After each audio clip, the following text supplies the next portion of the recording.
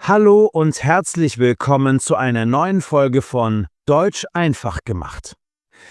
Ich freue mich sehr, dass du heute wieder dabei bist, um eine der feinsten und ausdrucksstärksten Strukturen der deutschen Sprache zu meistern. In unserer letzten Folge haben wir gelernt, die Zeit gedanklich zurückzudrehen. Mit dem Konjunktiv 2 der Vergangenheit haben wir gelernt, über verpasste Chancen und alternative Vergangenheiten zu sprechen, wie in „Wenn ich das gewusst hätte“. Heute kombinieren wir diese Fähigkeit mit der Kraft der Modalverben. Wir tauchen tief ein in die Welt des Konjunktiv 2 mit Modalverben. Das ist die Grammatik, die du brauchst, um nicht nur über irreale Wünsche und Hypothesen zu sprechen, sondern auch über irreale Fähigkeiten, Pflichten, Möglichkeiten und Notwendigkeiten. Wir werden heute eine Reise durch alle denkbaren Nuancen machen. Wir wiederholen kurz die einfachen Formen für höfliche Bitten in der Gegenwart. Könnten Sie mir helfen? Und vertiefen dann die komplexen Formen für die irreale Vergangenheit. Im Mittelpunkt steht die Meisterklasse-Struktur, die wir letztes Mal schon kurz angeteasert haben. Ich hätte es machen sollen. Wir werden diese Struktur Schritt für Schritt aufbauen und sehen, wie sie verwendet wird, um Ratschläge zu geben, die zu spät kommen, um Bedauern über eigene Handlungen auszudrücken und über verpasste Möglichkeiten zu spekulieren. Am Ende dieser Folge wirst du ein komplettes Set an Werkzeugen besitzen, um unglaublich nuancierte und emotional treffende Aussagen über jede erdenkliche Situation zu machen, egal ob real, möglich, unmöglich, gegenwärtig oder vergangen. Bist du bereit für die hohe Kunst der Möglichkeit? Dann lass uns die Formen meistern. Das Fundament. Konjunktiv 2 der Modalverben in der Gegenwart. Bevor wir in die komplexe Vergangenheit reisen, müssen wir sicherstellen, dass unser Fundament für die Gegenwart felsenfest ist. Wir haben diese Formen schon in unserer Folge über Höflichkeit kennengelernt, aber ihre Funktion geht weit darüber hinaus. Erinnern wir uns. Die Konjunktiv-2-Formen der Modalverben für die Gegenwart werden meistens durch das Hinzufügen eines Umlauts gebildet. Sie beschreiben eine Möglichkeit, einen Wunsch oder einen Ratschlag jetzt oder in der Zukunft. Die wichtigsten Formen sind können wird zu könnte, Möglichkeit, höfliche Frage. Müssen wird zu müsste, Notwendigkeit oft als Annahme. Sollen wird zu sollte, Ratschlag, Empfehlung. Dürfen wird zu dürfte, Erlaubnis oft als Vermutung. Schauen wir uns ihre Anwendung über die reine Höflichkeit hinaus an. Erstens, könnte, die reine Möglichkeit. Könnte ist perfekt, um über hypothetische Möglichkeiten zu spekulieren. Wir könnten am Wochenende an den See fahren. Das ist keine feste Planung, sondern ein Vorschlag, eine Möglichkeit. Wenn ich mehr Zeit hätte, könnte ich öfter Sport machen. Eine irreale Fähigkeit in der Gegenwart. Zweitens, müsste, die logische Schlussfolgerung. Müsste drückt oft keine Pflicht aus, sondern eine starke Annahme oder eine logische Konsequenz. Das Telefon klingelt. Das müsste meine Mutter sein. Ich erwarte ihren Anruf, also ist es sehr wahrscheinlich. Nach der langen Wanderung müsstest du eigentlich müde sein. Das ist die logische Folge. Drittens, sollte, der klassische Ratschlag. Das ist die wichtigste Form, um Empfehlungen zu geben, ohne wie ein Befehl zu klingen. Du siehst müde aus. Du solltest früher ins Bett gehen. Man sollte mehr Gemüse essen. Eine allgemeine Empfehlung. Diese Gegenwartsformen sind das tägliche Brot des nuancierten Sprechens. Sie schwächen Aussagen ab, machen sie höflicher und verwandeln Fakten in Möglichkeiten und Ratschläge. Die Zeitreise. Die Bauanleitung für die irreale Vergangenheit mit Modalverben. Jetzt kommen wir zum Kern unserer heutigen Folge. Wie sprechen wir über eine Pflicht, eine Möglichkeit oder eine Erlaubnis, die in der Vergangenheit lag, aber nicht realisiert wurde? Wie wir in der letzten Folge gelernt haben, lautet die Formel dafür hätte plus Infinitiv des Hauptverbs plus Infinitiv des Modalverbs. Diese Doppel-Infinitiv-Konstruktion am Ende ist der Schlüssel. Lass uns das noch einmal ganz langsam aufbauen, denn diese Struktur ist entscheidend. Szenario: Gestern war das Wetter schön. Du hattest die Möglichkeit, spazieren zu gehen, aber du bist zu Hause geblieben. Heute bedauerst du das. Erstens, die reale Möglichkeit in der Vergangenheit: Ich konnte gestern spazieren gehen, Präteritum. Oder ich habe gestern spazieren gehen können, Perfekt mit Ersatzinfinitiv. Zweitens, die irreale Reflexion darüber: Du sprichst über diese verpasste Möglichkeit. 3. Wir nehmen die Konjunktiv-2-Form von haben, also hätte. 4. Wir nehmen den Infinitiv des Hauptverbs, gehen. 5. Wir nehmen den Infinitiv des Modalverbs, können. Der Satz lautet: Ich hätte gestern spazieren gehen können.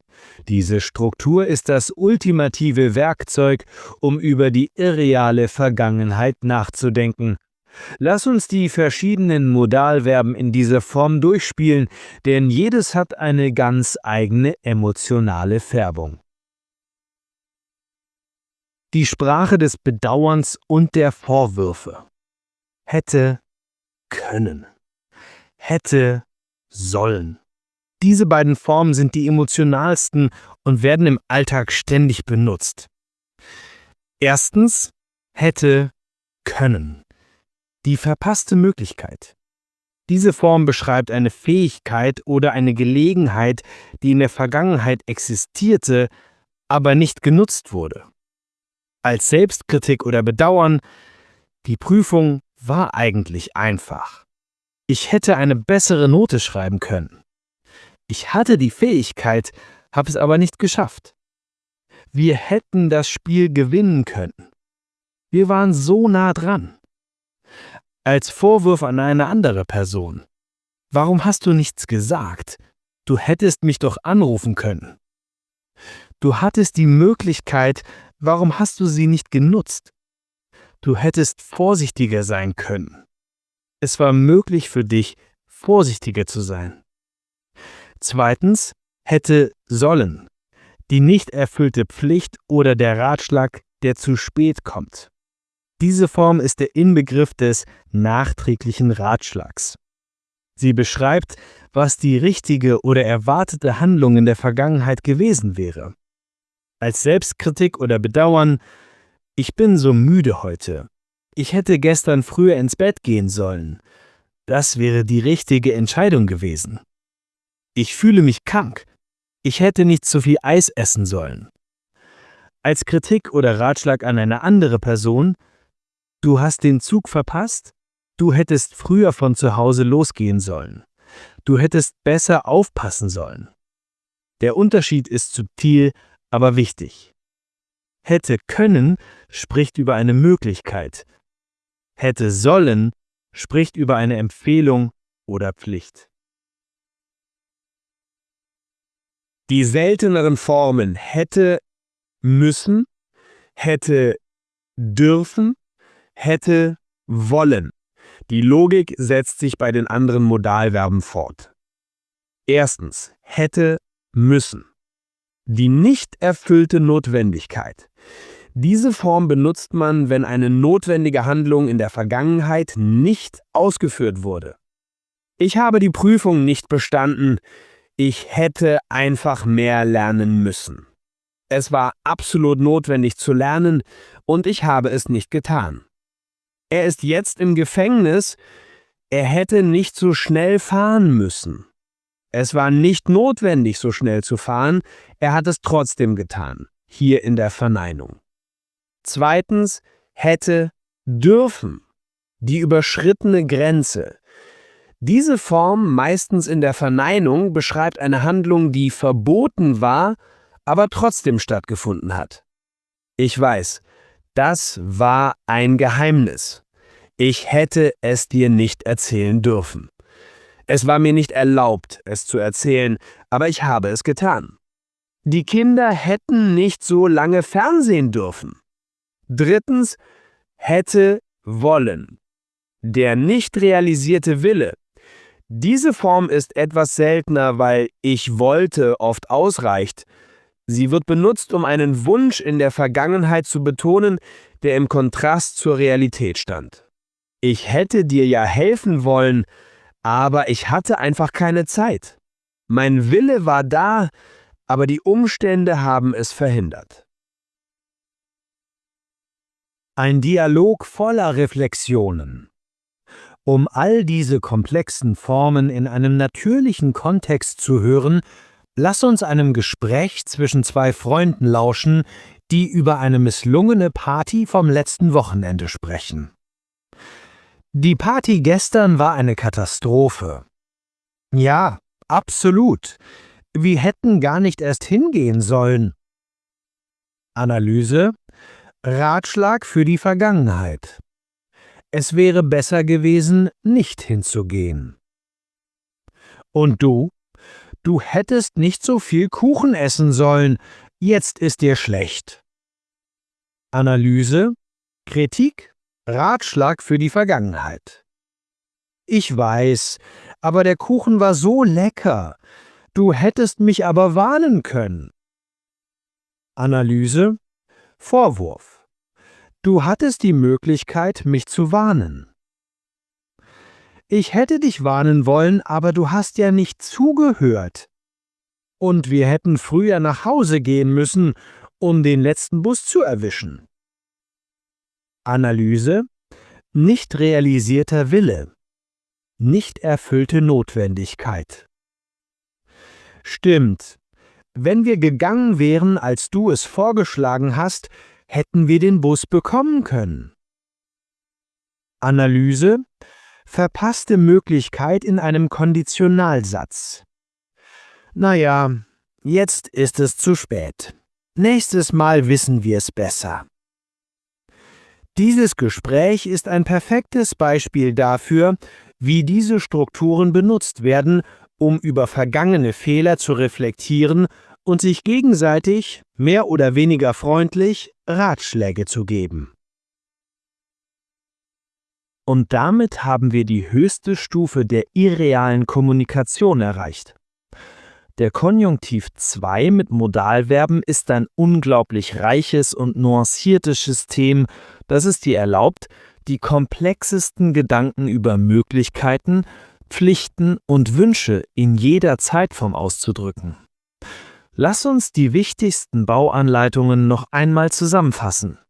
Erstens: Für die Gegenwart benutzt du die einfachen Konjunktiv-2-Formen wie könnte, sollte, müsste plus Infinitiv, um Möglichkeiten und Ratschläge auszudrücken.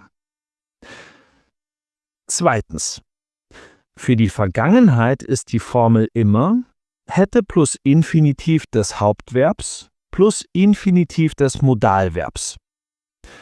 Drittens: Hätte können beschreibt eine verpasste Möglichkeit.